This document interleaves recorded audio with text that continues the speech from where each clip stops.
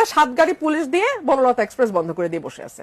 এত বিধি দেখাইলে তো দেশ চালানো যাবে না। এত দেশপ্রেমিক দল সব ক্ষমতার আশপাশে, বাণিজ্য চুক্তি নিয়ে একটা টু আওয়াজের সাহস কেন কারো হলো না? আর আমি যখন সেটা তুললাম, কেন আমাদের স্পিকার মহোদয়ের ওইটুকু ধৈর্য হলো না পুরা বাক্যটা আমাকে শেষ করতে দেয়? আমার তো আরো কিছু কথা বলার আছে, এটা এই বিধিতে বলা যাবে না। এত বিধি দেখাইলে তো দেশ চালানো যাবে না।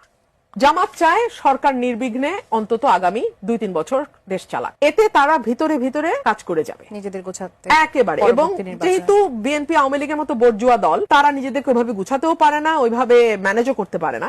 এই পুরো সুবিধাটা জামাত নেবে, নিয়ে এইবার 77, পরে 177-এ যাবে। এটা হচ্ছে তাদের লক্ষ্য। এবং এখানে আমি কোনো অন্যায় দেখি না, একটা পলিটিক্যাল পার্টির স্ট্র্যাটেজি থাকবেই। এবং সেটিতে বিএনপি কি উষ্ণতা বোধ করছে যে হ্যাঁ তারা এটা যদি করে থাকে এটা বিএনপির বোকামি হবে। ধরুন বিএনপির হাত দিয়ে কয়েকটা সুযোগ পার হয়েছে।